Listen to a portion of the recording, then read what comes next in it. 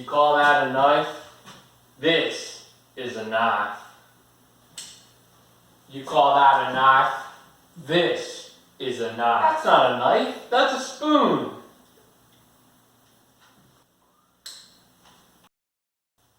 Today's challenge is to make a spoon. A knife is to make a knife. Doing this one for you, Luke.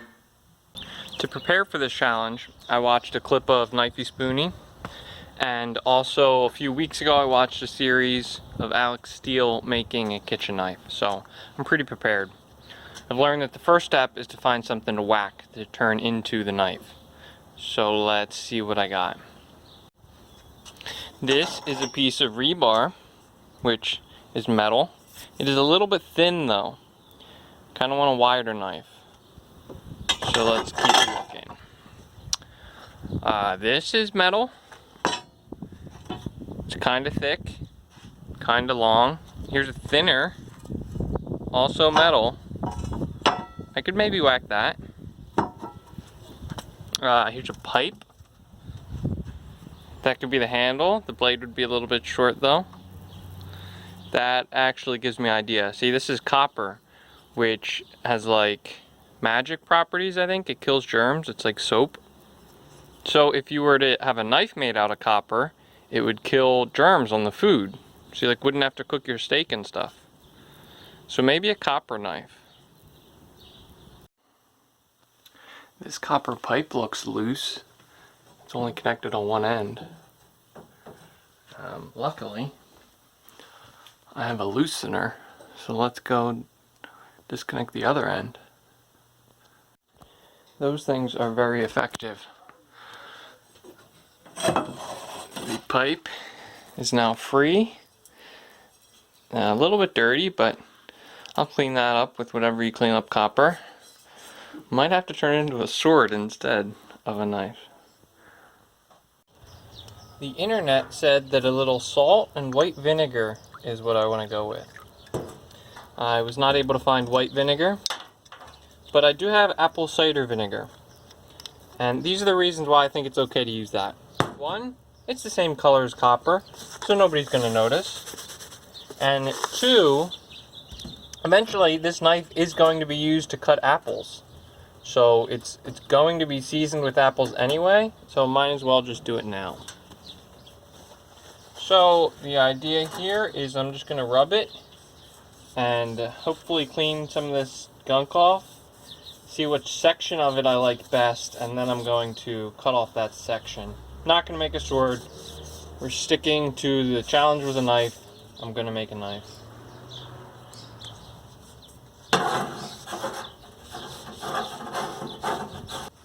This section looks the best. This smells terrible. I'm going to cut it right here. That'll give me an 8-inch blade, 6-inch blade. Good enough for me, I think.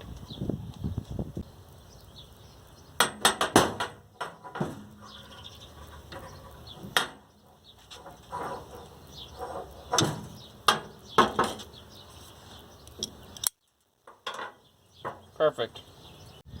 Now the next step is to find somewhere you can whack on and something to whack with. And then you start whacking. My handle is going to be here, I think.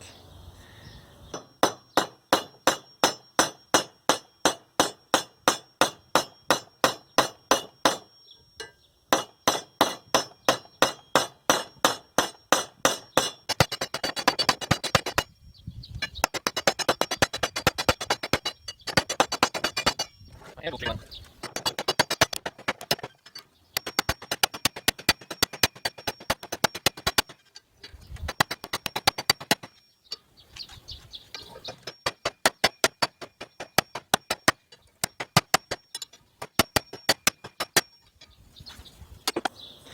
It is getting flatter.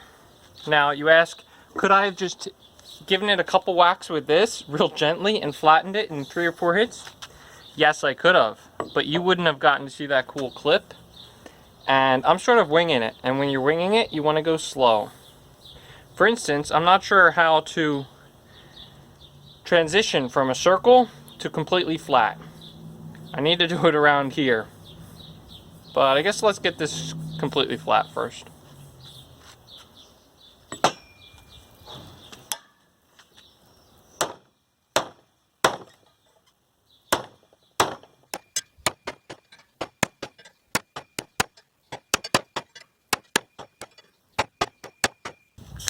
Copper work hardens, which means the more you whack it, the less it appreciates being whacked.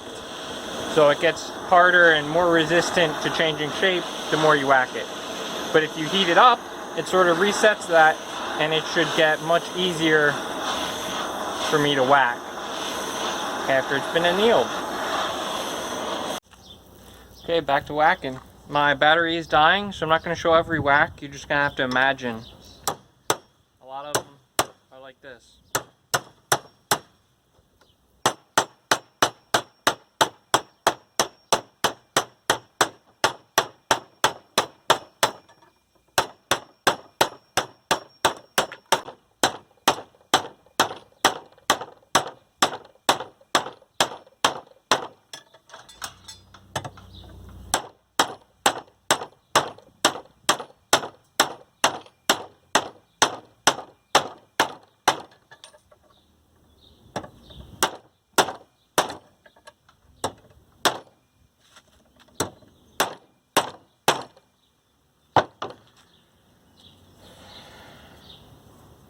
This is pretty close to what I was looking for. Right here it's all circle, and then it's got a nice transition into a knife.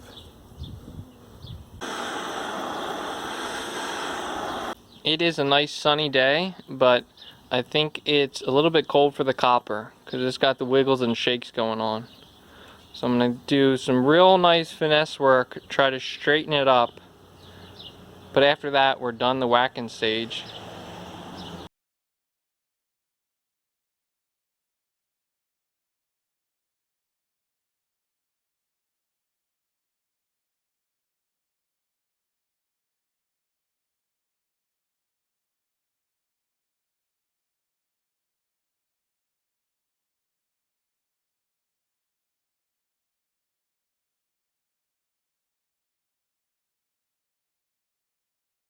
I've flattened it. It feels very smooth.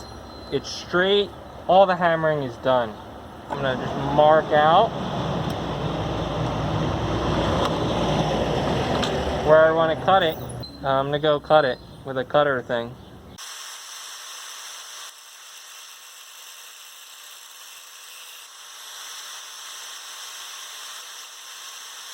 The battery on my camera died, so I'm not sure how much of that I caught. But I used the angle grinder to cut an anti-point into the knife. Look at how nice that copper is. It's just pure solid copper. I fused it together with the hammer very well, I think. This is the bottom of the blade. That's the top. Is going to be the style. Next up, we just need to sharpen the bottom.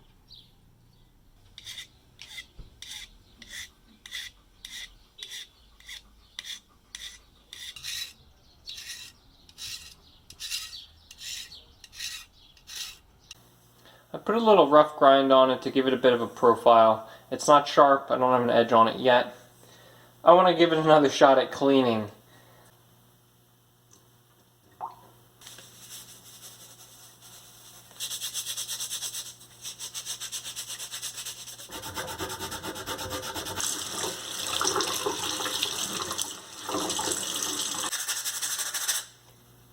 That's working.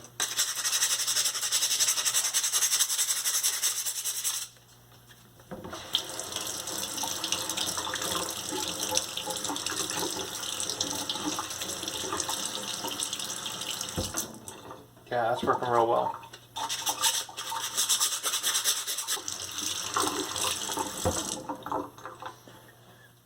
We're in the dangerous territory where it's starting to look too clean.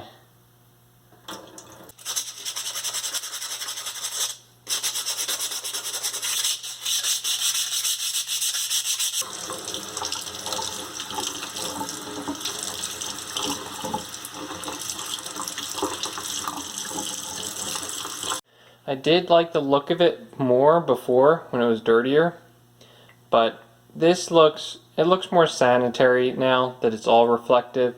Looks more like the copper knife you would usually see in the kitchen. Paper towel to protect it from the vise a little bit.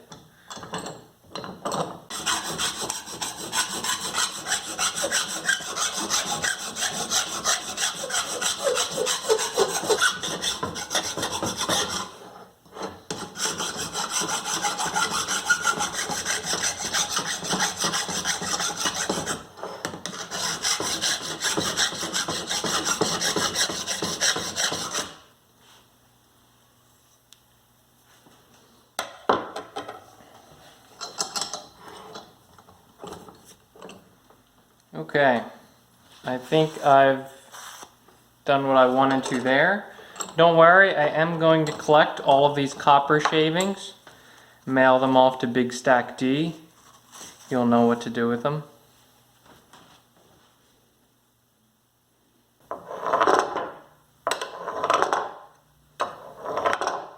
See, it's not very sharp, so it's not smooth, rolling very smoothly.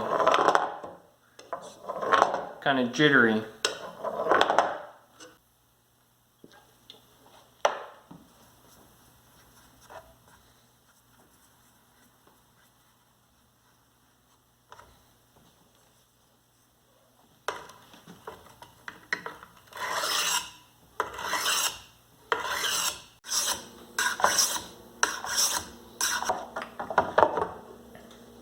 Here's the copper stone. Probably should have started on this one.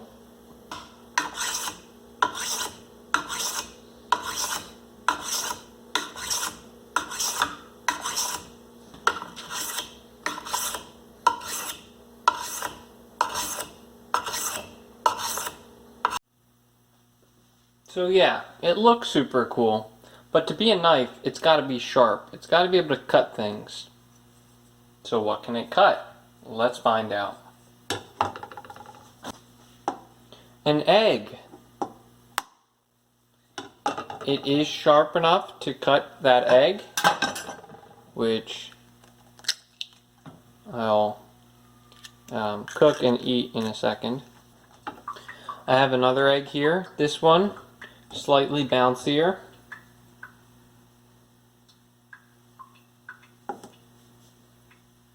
Cut through that just as easily. I went to the store and they probably had tomatoes, but I didn't buy a tomato. But I did buy some tofu, so let's try that next.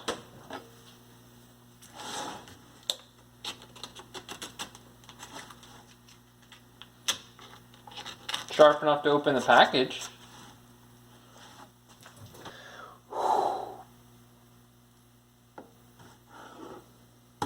Like a knife. I'm gonna eat this later. I'm not worried about copper shavings in it at all. I'll definitely eat this off stream. Challenge complete. I made a knife.